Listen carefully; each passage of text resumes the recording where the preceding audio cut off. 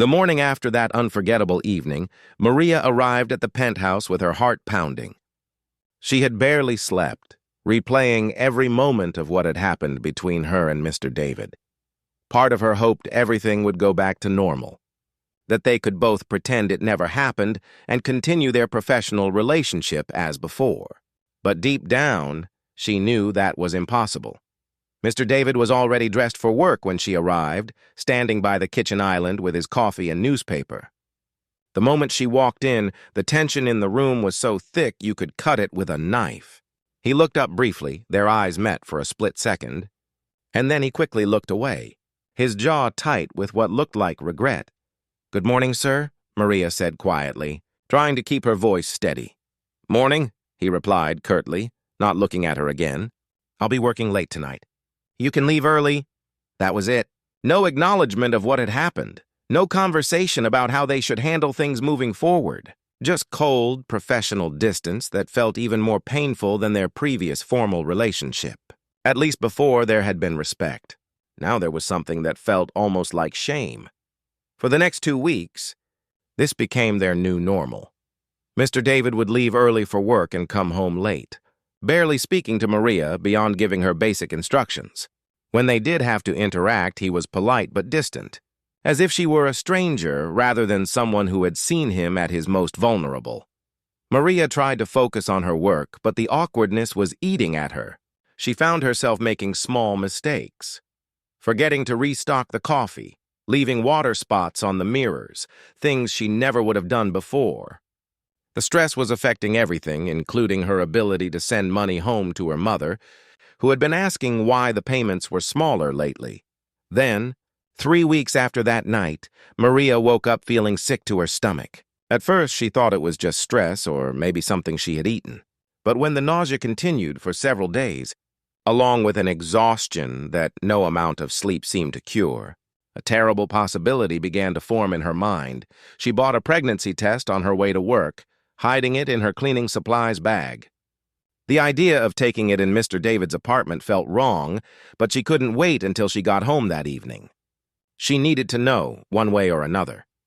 In the guest bathroom, with shaking hands, she took the test. The 3 minutes she had to wait felt like 3 hours. When she finally looked at the result, her world tilted completely off its axis. 2 pink lines. Positive. She was pregnant. Maria sat on the bathroom floor, staring at the small plastic stick that had just changed her entire life. How could she tell Mr. David? How could she not tell him? What would happen to her job, her ability to support her mother, her entire future in this country? For a week, she carried this secret alone, feeling like she was drowning in uncertainty. Every time she looked at Mr. David, she wanted to tell him, but the words wouldn't come. He had made it clear that what happened between them was a mistake he wanted to forget. How would he react to news that would make forgetting impossible? Finally, one evening, when Mr. David came home earlier than usual, Maria gathered all her courage. He was sitting at his desk reviewing some documents when she approached him. "Sir," she said, her voice barely above a whisper, "I need to talk to you about something important." He looked up, and for a moment she saw a flicker of concern in his eyes. "What is it?" She started, then stopped, her throat feeling like it was closing up. "I'm pregnant." The color drained from Mr. David's face. He set down his pen and stared at her for a long moment, his expression unreadable. Then slowly his face began to change. The concern was replaced by something cold and calculating. "Are you certain?" he asked, his voice flat. "Yes, sir. I took 3 tests. They were all positive." Mr. David stood up abruptly, beginning to pace behind his desk. "This is—" He ran his hands through his hair. "This is a disaster!" The word hit Maria like a physical blow. A disaster. That's what he thought of the life growing inside her. "I want you to understand something," he continued, his voice getting harder. "What happened between us was a mistake, a moment of weakness that should never have occurred. I was drunk, vulnerable, and I made a terrible error in judgment." Maria felt tears starting to form in her eyes, but she blinked them back. She had expected this reaction, but hearing it still hurt more than she had prepared for. "I'm not asking for anything from you," she said quietly. I just thought you should know." "Well, now I know," he said, stopping his pacing to look directly at her. "And here's what's going to happen. You're going to take care of this situation quietly. I'll pay for whatever procedures or arrangements you need to make. Then we'll both move on with our lives as if this never happened." Maria felt like she had been slapped. "Sir, I'm not the father," he interrupted, his voice rising slightly. "I want to make that absolutely clear. Whatever happened that night, whoever the father is, it's not my responsibility." "But you know it is," Maria said, finding some strength in her voice despite her shock. "You know what happened between us." Mr. David's eyes grew cold in a way that Maria had never seen before. This was the ruthless businessman that his competitors feared, not the vulnerable man she had comforted that night. "I know that a woman in your position might see an opportunity," he said cruelly. "A chance to secure a future by claiming that a wealthy man is responsible for her condition. But I'm not going to fall for that trap." Maria felt her heart breaking, not just because of his words, but because she realized she had completely misunderstood who this man really was. The vulnerability he had shown her, the connection she thought they had shared, it was all meaningless to him now. "I would never," she started. But he held up a hand to stop her. "Here's what's going to happen," he said, moving to his desk and pulling out a checkbook. "I'm going to write you a check for $50,000. That should be more than enough to handle the situation and set you up somewhere else. In return, you're going to sign a document agreeing that you will never contact me again or make any claims about paternity." He began writing the check as he spoke, as if this were just another business transaction. "You'll quit your job here immediately. My lawyers will have the paperwork ready by tomorrow. This is a generous offer. More than fair considering the circumstances." Maria stared at him in disbelief. "I don't want your money." He looked up from the check, surprised. "Everyone wants money. That's what this is really about, isn't it?" "No," Maria said, her voice getting stronger. "This is about doing what's right. This baby is yours, whether you want to admit it or not. I'm not asking you to marry me or love me, but this child deserves to know who their father is." Mr. David's face darkened. "Are you threatening me?" "I'm telling you the truth. Something you seem to have forgotten how to recognize." The insult hit its mark. Mr. David stood up, his full height making him seem intimidating. "You have until tomorrow morning to accept my offer. If you don't, I'll have my security team escort you out and you'll get nothing. And if you ever try to contact me again or spread lies about me being the father, I'll have my lawyers destroy you so completely that you'll wish you had never been born." Maria looked at this man who had seemed so different just a few weeks ago, and she barely recognized him. The kindness she thought she had seen was gone, replaced by cruelty and cold calculation. "I don't need your money," she said quietly, "and I don't need you. This baby and I will be fine on our own." She turned to leave, but Mr. David's voice stopped her. "Don't make this harder than it needs to be. Take the money, sign the papers, and disappear. It's the smart thing to do." Maria looked back at him one last time. "The smart thing would have been for you to be the man I thought you were that night.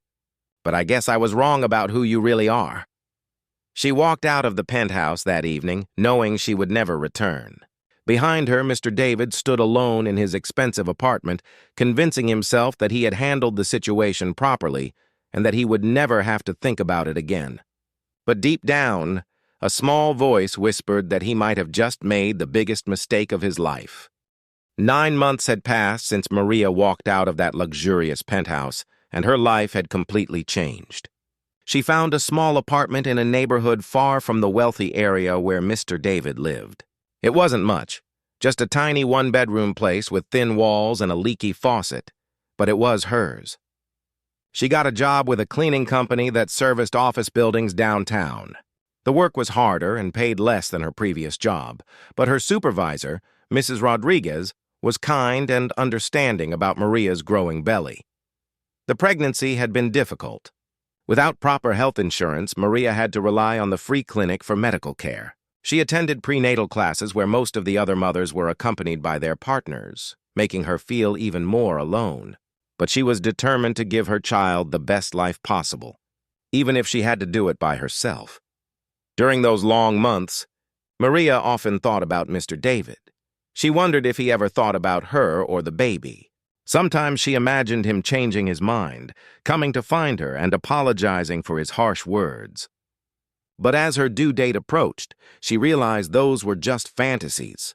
He had made his choice, and now she had to live with the consequences. Meanwhile, across the city, Mr. David had convinced himself that he had handled the situation perfectly. He hired a new housekeeper, Mrs. Chen, who was older and strictly professional. He threw himself into his work even more than before, closing deal after deal and expanding his business empire. To anyone watching, he seemed more successful than ever, but late at night, alone in his penthouse, he sometimes found himself thinking about that evening with Maria. He would remember her gentle voice, the way she had listened to him without judgment, and how she had cleaned up his mess without being asked. Then he would shake his head and remind himself that she had tried to trap him, that he had done the right thing by cutting ties before things got more complicated. The day Maria went into labor started like any other. She was at work, slowly mopping the floors of a law firm, when she felt the first contraction. At first, she thought it was just the usual discomfort she had been experiencing for weeks. But when the pain came again, stronger this time, she knew it was time. Mrs. Rodriguez drove her to the public hospital, staying with her through the admission process before having to leave for another job. Maria was scared but tried to stay calm.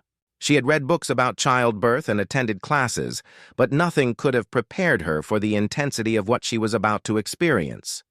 The labor was long and difficult. Maria had no family with her, no partner to hold her hand or encourage her through the pain. The nurses were kind but busy with many other patients. During the hardest moments, when the pain felt unbearable, Maria thought about her mother back home and found strength in knowing that women in her family were fighters. Finally, after 18 hours of labor, her daughter was born. The moment the doctor placed the tiny baby on her chest, Maria felt a love so powerful it took her breath away. This little person was hers, completely and absolutely. She had created life, and nothing else in the world mattered. But as the nurses cleaned the baby and brought her back to Maria, something caught everyone's attention. The baby had patches of lighter skin scattered across her tiny face and hands. It looked almost like someone had painted delicate white patterns on her brown skin. "What is that?" Maria asked, worry creeping into her voice. "Is something wrong with her?" The doctor examined the baby carefully and smiled reassuringly. "This is called vitiligo. It's a condition where some areas of skin lose their pigment. It's completely harmless, just a cosmetic difference. Some people develop it later in life, but occasionally babies are born with it." "Will it spread? Will it hurt her?" Maria asked, gently touching one of the white patches on her daughter's cheek. "It might change as she grows, or it might stay exactly as it is now," the doctor explained. "But it won't cause her any pain or health problems. She's perfectly healthy otherwise. Actually, it makes her quite unique and beautiful." Maria looked down at her daughter and saw that the doctor was right. The contrasting patches of skin created an almost artistic pattern across the baby's face. She was different, certainly, but beautiful in a way that made her impossible to forget. "I'll call her Isabella," Maria whispered, thinking of her grandmother who had always told her that the most beautiful things in life were often the most unexpected. As the days passed in the hospital, Maria noticed that Isabella's vitiligo pattern was very distinctive. The nurses commented on how unusual and striking it was. One older nurse mentioned that she had only seen such pronounced vitiligo patterns a few times in her 30-year career, and always in families where it ran in the bloodline. "Is it genetic?" Maria asked during one of the doctor's visits. "Usually, yes. Vitiligo often runs in families, passed down from parents to children. Do you or the father have any family history of it?" Maria shook her head. No one in her family had ever had anything like this. She thought about Mr. David, wondering if he knew anything about such a condition in his family. But she pushed the thought away. He had made it clear he wanted nothing to do with them. When it was time to leave the hospital, Maria carried Isabella home to their small apartment. The baby was perfect in every way, but the bills from the hospital stay were overwhelming. Even with charity care, Maria owed more money than she made in 3 months. She would have to work extra shifts and find additional cleaning jobs to make ends meet. The first few weeks with Isabella were both magical and exhausting. Maria had never been so tired in her life, but she had also never experienced such pure joy. Every time Isabella looked at her with those bright, curious eyes, Maria felt like her heart might burst with love. Mrs. Rodriguez from the cleaning company was incredibly supportive, allowing Maria to bring Isabella to work sometimes when she couldn't find childcare. The other cleaning ladies became like aunts to the baby, taking turns holding her and helping Maria during their breaks. But as Isabella grew, her unique appearance attracted attention wherever they went. People would stare and ask questions about her skin. Most were just curious, but some made thoughtless comments that hurt Maria's heart. She began to worry about how Isabella would handle the attention as she got older. Meanwhile, Mr. David was dealing with his own family complications. His sister Rachel had been pressuring him for months to visit their elderly aunt, who was in poor health. Rachel kept reminding him about family responsibilities and how important it was to maintain connections with their remaining relatives. "You need to think about having a family of your own," Rachel told him during one of their weekly phone calls. "Aunt Margaret keeps asking when you're going to give her a great niece or nephew to spoil." "I'm not ready for that," Mr. David replied. The same answer he had been giving for years. "You're 43, David. When will you be ready?" And you know how important family traits are to Aunt Margaret. She's always been so proud of the family's unique characteristics. Mr. David knew what his sister was referring to. Their family had a distinctive genetic trait that had been passed down for generations, vitiligo that created striking patterns on the skin. Their grandmother had been famous in their community for her beautiful, artistic-looking skin patterns. Their Aunt Margaret had it too, though less pronounced. Even Rachel had small patches that she usually covered with makeup. Mr. David had been lucky enough not to inherit the trait, but he carried the gene. His ex-wife had often commented on how interesting it would be if their children inherited the family's unique appearance. It was one of the few things she had seemed genuinely excited about during their marriage.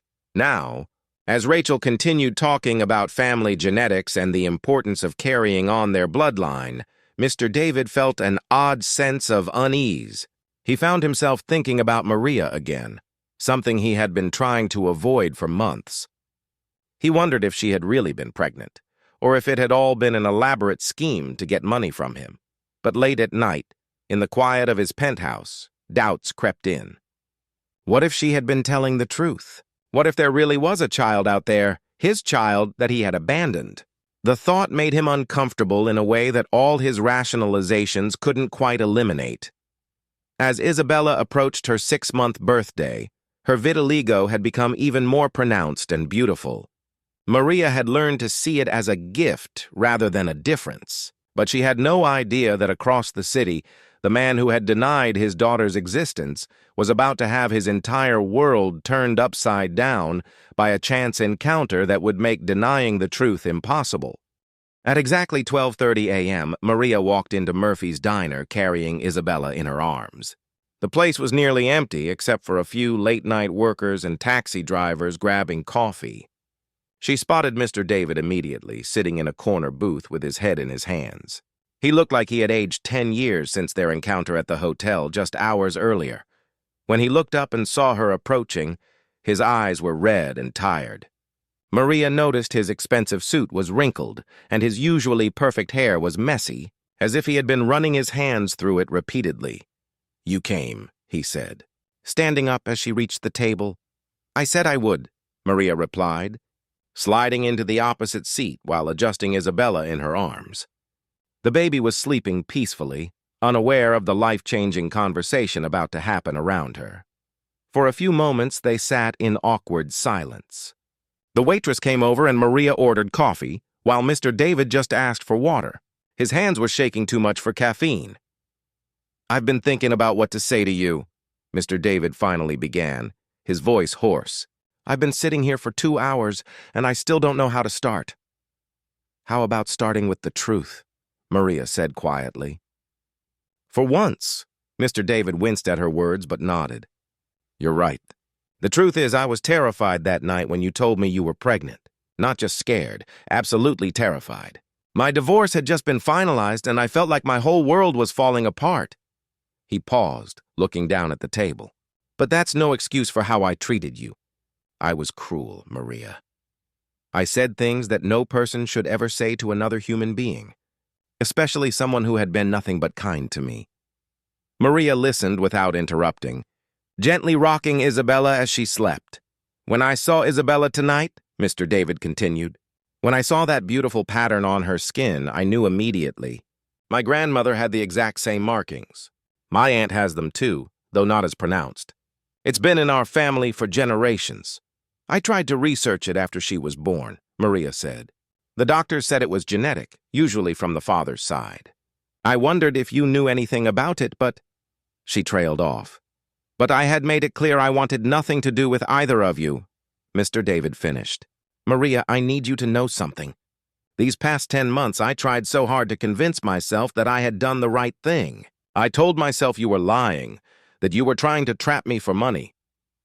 He looked directly at her for the first time since she had sat down. But deep down, I knew you were telling the truth. I knew it that very night when you told me you were pregnant. You had never asked me for anything in 3 years of working for me. You had never been anything but honest and hardworking. Maria felt tears starting to form in her eyes, but she blinked them back. Then why? Why did you say those horrible things? Mr. David was quiet for a long moment. Because I was a coward. Because I was more concerned about protecting my reputation and my comfortable life than doing what was right. Because I had never learned how to take responsibility for my mistakes. The waitress brought Maria's coffee, and she took a sip while processing his words. Isabella stirred slightly but remained asleep. I want to make this right, Mr. David said urgently. I know I can't undo the pain I've caused, but I want to try to fix this. I want to be Isabella's father if you'll let me. Maria looked at him skeptically. And what does that mean to you? Writing a check every month? Visiting when it's convenient? No, Mr. David said firmly. I mean really being her father. Being there for doctor's appointments, for first steps, for bedtime stories. I want to learn how to change diapers and make bottles and all the things I should have been doing for the past 6 months. You don't know anything about being a parent. Maria pointed out, you're absolutely right, but I want to learn. I know I have a lot to prove, and I know it won't be easy. But Maria, when I looked at Isabella tonight, something changed inside me. I felt something I've never felt before, like my heart was going to explode with love and regret and hope all at the same time. Maria studied his face, trying to determine if he was being sincere. This isn't a game, David. This is my daughter's life. She's been through enough uncertainty already. I understand that. And I understand if you don't trust me. I haven't given you any reason to. He leaned forward, his eyes pleading. But please give me a chance to prove that I can be the father Isabella deserves and the partner you should have had from the beginning. Partner? Maria asked, raising her eyebrows. Mr. David's face reddened slightly. I'm not assuming. What I mean is, I want to support you both. Whether that's as Isabella's father who you can depend on, or as something more if you ever think that's possible. I know I have no right to ask for anything more than the chance to know my daughter. Isabella began to wake up, making soft baby sounds. Maria gently adjusted her and the baby's eyes opened, looking around the unfamiliar diner with curiosity. Can I? Mr. David asked hesitantly. Can I hold her? Maria hesitated. This was the moment she had dreamed about and dreaded in equal measure. Slowly, she leaned across the table and carefully placed Isabella in Mr. David's arms. His hands shook as he took his daughter for the first time. Isabella looked up at him with wide, innocent eyes, and Mr. David felt tears streaming down his face. Hello, Isabella, he whispered. I'm your daddy, and I'm so sorry it took me this long to meet you properly. As if responding to his voice, Isabella reached up with her tiny hand and grabbed his finger. The gesture was so simple, so natural, that it broke down the last of Mr. David's defenses. He began crying openly, overwhelmed by the enormity of what he had almost lost forever. Maria watched this interaction with mixed emotions. Part of her was angry that it had taken him so long to have this realization, but another part of her, the part that remembered the vulnerable man who had opened up to her that night, felt hope beginning to grow. She's perfect, Mr. David said through his tears. She's absolutely perfect. Yes, she is, Maria agreed. And she deserves a father who will never abandon her again. Never, Mr. David said firmly, still looking down at Isabella. I swear to you, Maria, I will never abandon either of you again. I'll spend the rest of my life making up for these lost months if I have to. They talked until the sun began to rise, making plans and setting boundaries. Mr. David wanted to help financially, but Maria insisted on keeping her jobs until she could trust that his commitment was real. They agreed he could visit Isabella 3 times a week to start, always at times that worked for Maria's schedule. Most importantly, they agreed that Isabella's well-being would come first in every decision they made. As they prepared to leave the diner, Mr. David carefully handed Isabella back to Maria. Thank you, he said quietly. Thank you for giving me this chance. I'm not doing this for you, Maria replied. I'm doing this for her. Every child deserves to know their father, if that father is willing to truly be present in their life. I will be, Mr. David promised. I'll be the father she deserves and the man you should have met that first night instead of the coward who denied you both. 3 months later, Mr. David had proven his commitment. He had learned to change diapers, give bottles, and soothe Isabella when she cried. More importantly, he had learned to support Maria without trying to control her life or buy his way out of responsibility. Isabella, now 9 months old, had grown into a happy, healthy baby whose unique skin had become a beautiful reminder that the most unexpected things in life often turn out to be the most precious. And while Maria and Mr. David were still figuring out their relationship as co-parents, they both knew that Isabella would grow up knowing she was loved, completely by both of them. The man who had once denied his child's existence now carried her picture in his wallet and talked about her to anyone who would listen. And the woman who had faced single motherhood with such courage now had a partner she could depend on, even if their journey to get there had been anything but smooth. Sometimes the most beautiful families are the ones that have to be rebuilt from broken pieces, held together by love, forgiveness, and the determination to do better than they did before. 6 months after Isabella's birth, Maria's life had settled into a routine of work, baby care, and careful budgeting. She had picked up an extra cleaning job with an event company that serviced high-end parties and corporate functions. The pay was better, but it meant working evenings and weekends when she could find someone to watch Isabella. On this particular Saturday evening, Maria was part of a cleaning crew preparing for a charity gala at one of the city's most exclusive hotels. The event was for children's education, and wealthy donors were expected to contribute millions of dollars. Maria arrived early with her supplies, Isabella sleeping peacefully in her carrier, which she kept close by during setup. Mrs. Rodriguez had agreed to let Maria bring the baby since it was just preparation work before the guests arrived. Just keep her quiet and out of sight once people start showing up, she had warned. Maria was grateful for the flexibility and promised there wouldn't be any problems. The ballroom was being transformed into an elegant paradise. Crystal chandeliers cast sparkling light over tables covered in white silk, and fresh flowers filled the air with their sweet perfume. Maria worked quietly, polishing silver and arranging chairs, while Isabella slept in her carrier tucked safely in an alcove behind the service area. Meanwhile, across town, Mr. David was getting dressed for the same event. He hadn't wanted to attend, but his business partner had insisted it would be good for their company's image. You need to be seen supporting worthy causes, his partner had argued. Plus, there will be potential investors there. Mr. David adjusted his expensive tie and looked at himself in the mirror. He had been feeling restless lately, though he couldn't explain why. Work was going well, his social life was active, and he had everything he thought he wanted. But something felt missing, like there was a hole in his life that he couldn't figure out how to fill. The gala was in full swing when Mr. David arrived. He moved through the crowd, shaking hands and making small talk with other wealthy attendees. The conversation was predictable: business deals, vacation plans, and complaints about taxes. He found himself going through the motions, smiling and nodding at appropriate moments while his mind wandered elsewhere. As the evening progressed, Mr. David stepped outside onto the hotel's terrace for some fresh air. The ballroom had become stuffy with so many people, and he needed a moment to clear his head. That's when he noticed a young woman in a cleaning uniform quietly collecting empty glasses from the outdoor tables. It took him a moment to recognize her. Maria looked different, thinner than he remembered, her hair pulled back in a simple ponytail, wearing the plain uniform of the cleaning staff. But it was definitely her.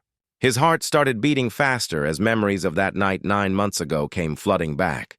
He watched her work, moving efficiently from table to table, completely focused on her task. She seemed older somehow, more serious than the gentlewoman who had listened to his problems that evening. He wondered what she was doing here, why she was working for an event company instead of as a private housekeeper. Then he remembered their last conversation. His harsh words and the way she had walked out of his penthouse with such dignity. A wave of guilt washed over him as he realized she was probably working multiple jobs now, struggling to make ends meet. He had forced her into this situation. Mr. David debated whether to approach her. Part of him wanted to hide, to go back inside and pretend he hadn't seen her. But another part of him was curious. Had she really been pregnant? Had she been telling the truth about everything? Before he could decide, Maria looked up and their eyes met across the terrace. The shock on her face was immediate and obvious. She froze for a moment, a glass still in her hand, staring at him like she was seeing a ghost. For several seconds, they just looked at each other. Then Maria quickly looked away and continued collecting glasses, but her hands were shaking now. Mr. David could see that his presence was affecting her deeply. He started walking toward her, not sure what he was going to say, but knowing he couldn't just ignore her. "Maria," he said quietly when he reached her table. She looked up again, her expression guarded. "Mr. David, I didn't expect to see you here." "I could say the same thing," he replied, noting how formal and careful her tone was. "How have you been?" "Fine," she said simply, continuing to work. "Excuse me, I need to finish this." But as she turned to leave, a soft crying sound came from somewhere nearby. Maria's entire body tensed, and she glanced toward the service area with obvious concern. Mr. David followed her gaze and saw a baby carrier tucked behind a pillar. The crying was getting louder, and Maria looked torn between finishing her work and attending to the baby. "Go ahead," Mr. David said, surprised by his own words. "Take care of that." Maria hesitated, then quickly walked over to the carrier. She picked up a small baby, and Mr. David found himself following her, drawn by curiosity he couldn't explain. As Maria turned around with the baby in her arms, Mr. David got his first clear look at the child. The world seemed to stop moving. The baby had the most unusual and beautiful skin he had ever seen. Patches of lighter skin created an almost artistic pattern across her tiny face and arms. Mr. David felt like he had been hit by lightning. The pattern was unmistakable, identical to his grandmother's vitiligo, similar to his aunts and sisters. He had seen this exact type of distinctive patterning in old family photographs going back generations. It was a genetic signature as unique as a fingerprint. "Is that—" he started, but couldn't finish the sentence. His throat felt like it was closing up. Maria looked at him with a mixture of fear and defiance. "This is Isabella, my daughter. How old is she?" he asked, though he was already doing the math in his head. 6 months, Maria replied quietly. Mr. David stared at the baby, who had stopped crying and was now looking back at him with bright, curious eyes. The vitiligo pattern was even more pronounced than his grandmother's had been. There was no denying what he was seeing. "The skin condition," he said, his voice barely audible. "It's genetic. It runs in families." Maria nodded. "The doctors told me that. They said it usually comes from the father's side." Mr. David felt dizzy. All his denials, all his rationalizations, all his legal threats, none of it mattered now. This child was living proof of what he had tried so hard to deny. The genetic evidence was literally written on her skin. "I need to sit down," he said, stumbling toward one of the terrace chairs. Maria watched him carefully, still holding Isabella protectively. "I never wanted anything from you," she said. "I told you that before, and I mean it now. We've been fine on our own." But Mr. David wasn't listening. He was staring at Isabella, seeing his grandmother's face in her features, recognizing the family trait that had skipped him but clearly lived on in this beautiful child. "She's mine," he said, the words coming out like a confession. "She's really mine." "Yes," Maria said simply. "She always has been." The magnitude of what he had done began to crash down on Mr. David. He had denied his own child, abandoned a woman who had been telling him the truth, and forced them into a life of struggle and hardship, all because he had been too proud and too scared to face the consequences of his actions. "Maria, he started, but she held up her hand to stop him. "I can't talk about this here," she said, glancing around nervously. "I could lose my job if they see me having personal conversations during work." "Then let me take you somewhere we can talk." "After you finish here," Maria shook her head. "I don't think that's a good idea. You made your feelings very clear 10 months ago. But everything's different now," Mr. David said desperately. "I can see that she's mine. I was wrong, Maria. I was so wrong about everything." Isabella began to fuss again, and Maria gently rocked her while thinking. Finally, she said, "I get off work at midnight. There's an all-night diner called Murphy's on 5th Street. If you really want to talk, I'll be there at 12:30. Before Mr. David could respond, Mrs. Rodriguez appeared on the terrace. "Maria, we need to start clearing the main dining room. Put the baby away and get back to work." Maria quickly returned Isabella to her carrier and gathered her cleaning supplies. As she walked past Mr. David, she paused for just a moment. 12:30, she repeated quietly. "But David, if you don't show up, or if you come just to make more excuses, don't ever contact us again. Isabella and I don't need that kind of pain in our lives." With that, she disappeared back into the hotel, leaving Mr. David alone on the terrace with his world completely shattered and rebuilt in the span of 10 minutes.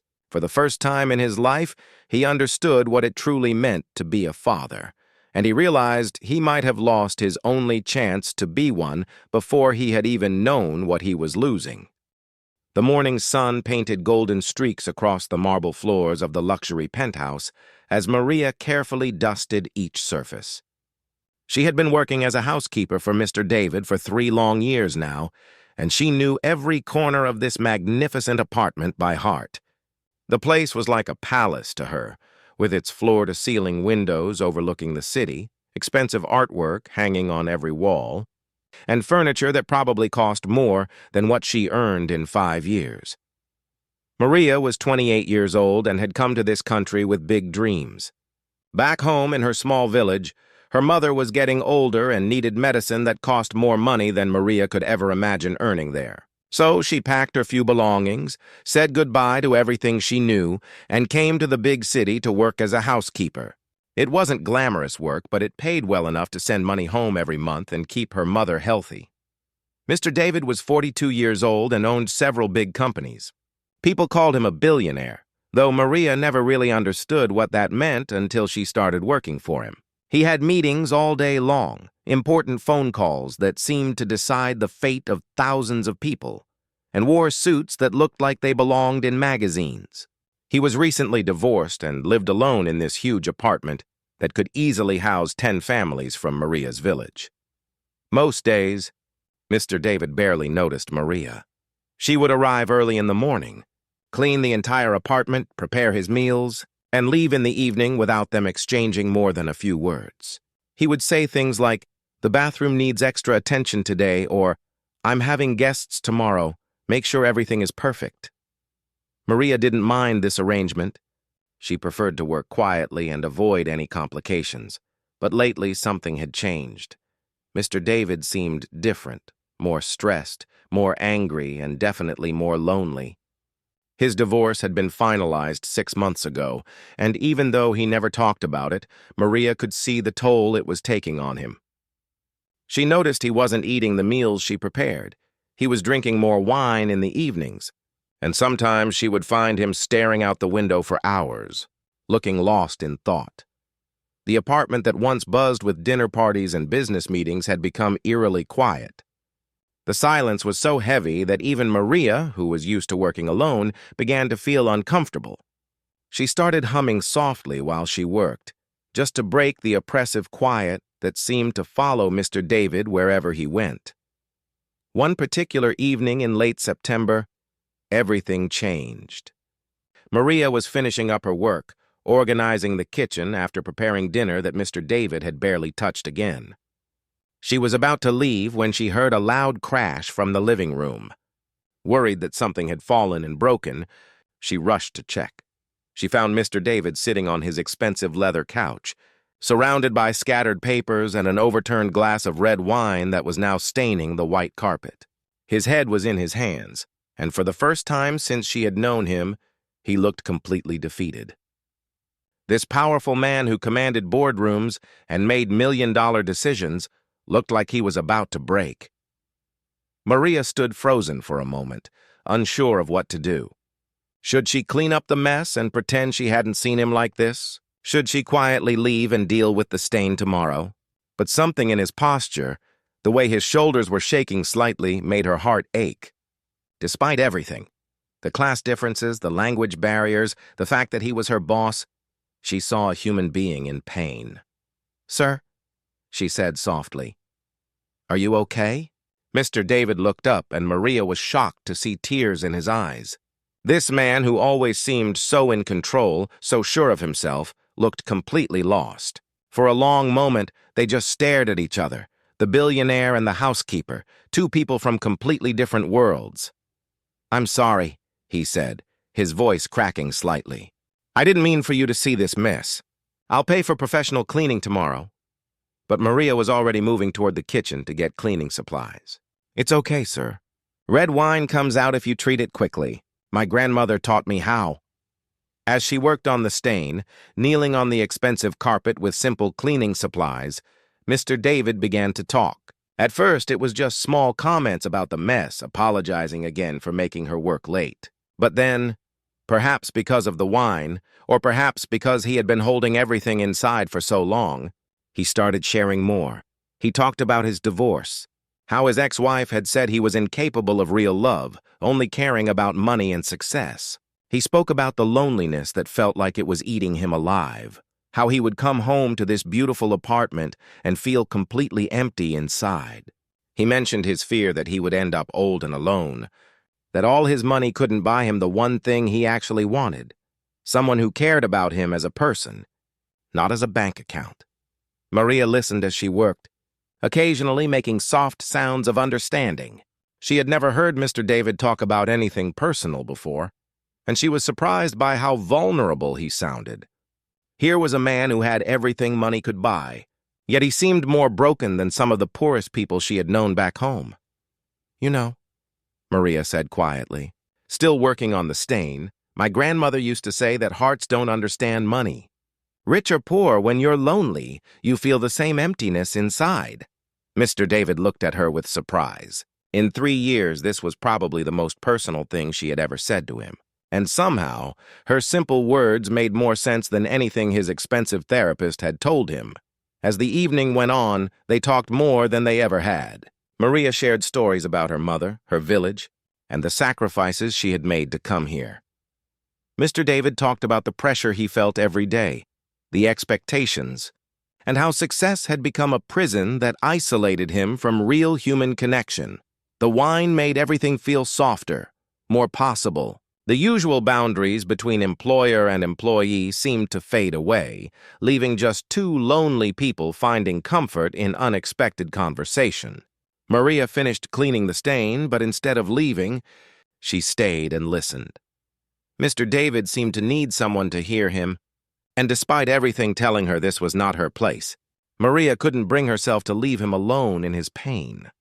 As the night grew later, the conversation became more intimate. They sat closer together on the couch, and Maria found herself seeing Mr. David not as her intimidating boss, but as a man who had been hurt and was struggling to figure out how to heal. When he reached out and gently touched her hand, thanking her for listening, she didn't pull away. What happened next was something neither of them had planned. It wasn't violent or wrong, but it was a moment born from loneliness, vulnerability, and the strange intimacy that had developed between them that evening. Two people who had been living in the same space but different worlds found themselves reaching for each other in the darkness of their respective loneliness. Afterward, As reality set in, both of them knew that everything had changed. The comfortable distance they had maintained for 3 years was gone, replaced by something complicated and uncertain. Maria quietly gathered her things and left, while Mr. David sat alone, wondering what he had just done and what it would mean for both of their futures. Neither of them could have predicted that this one evening of vulnerability and connection would soon create a situation that would challenge everything. They thought they knew about themselves, each other, and what truly mattered in life.